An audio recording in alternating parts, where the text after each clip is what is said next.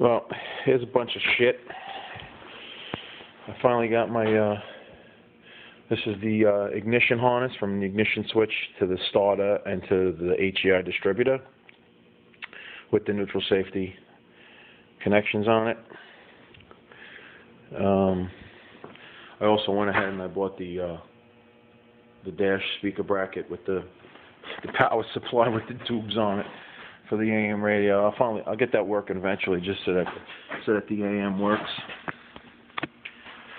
I gotta get the Bel Air dash trim, and I just bought another clock just for the knob alone because my knob is missing. So I'll be able to put one clock together between the two of them.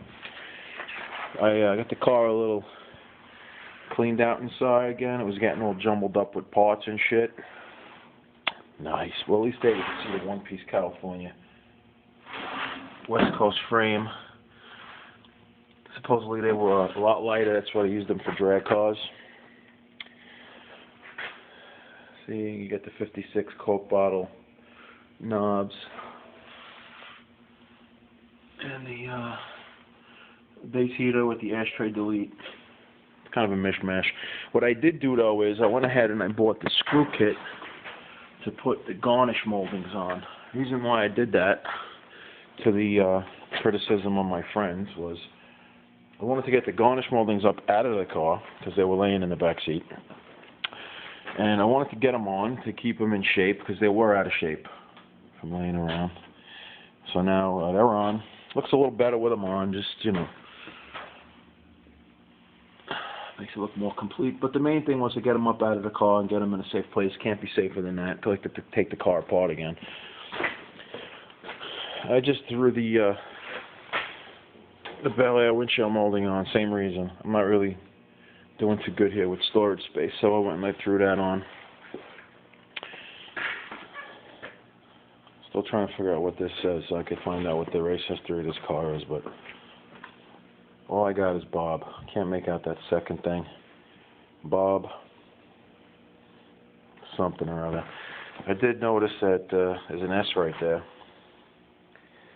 And I don't know what that is. But that's definitely an S. So I don't know if I'm going to wet sand the door. I got some lower Fender panels off of eBay, supposedly made in America, and no longer in production. That's going to take care of all this stuff I got down here. Usually the eyebrows are bad, but these are bad everywhere. So now I got this whole lower piece. Oh, this is bad. Once I get the eyebrows, I'll be able to fix these fenders. I'm going to close that hole up from an old Chapman alarm. The bottoms are pretty good. I decided on, instead of bullnosing it, I decided on leaving the hood emblems on it.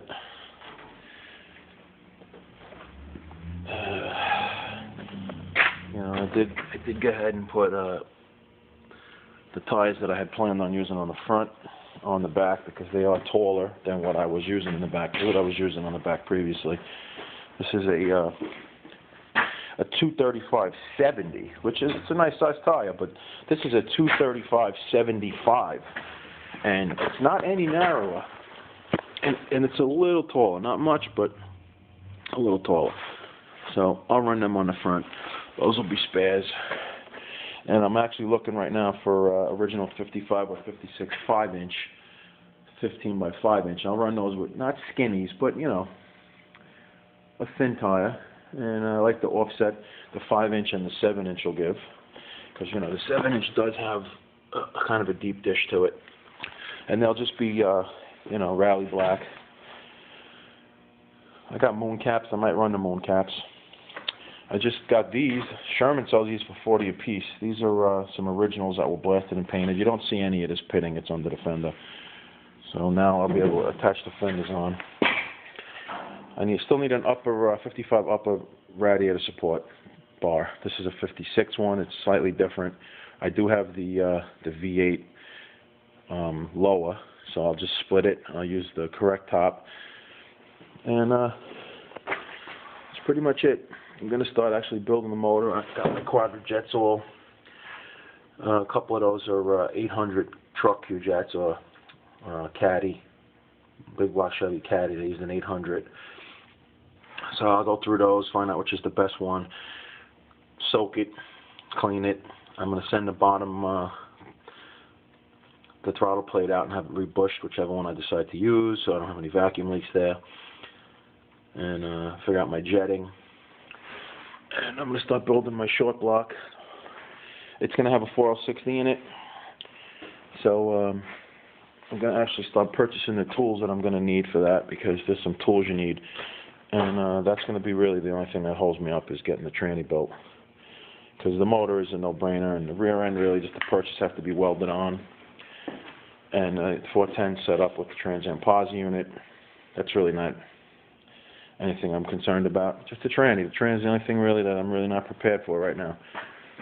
So as it looks right now, no rot repair, but it should be turnkey. And you know, the brakes, I'll do the brakes so I could stop it, because I'm not planning on driving it, but I want a turnkey so I could pull it in and out, because my garage partner, we plan on having this CO6 brakes, Curry 9-inch. It's got 6 speed in it, and an 01 Camaro Super Sport LS 5.7. We just put the hooker headers and the hooker mount kit. The thing's all set up. It's got all good suspension parts, Z06 brakes and calipers.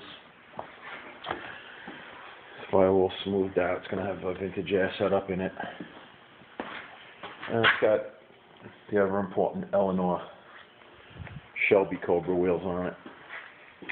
So the point is to get my car turnkey so that we're not pushing it in and out while this thing is, you know, going to be running this summer. But honestly, I just need to come over here and fire it up, warm it up, rev it up.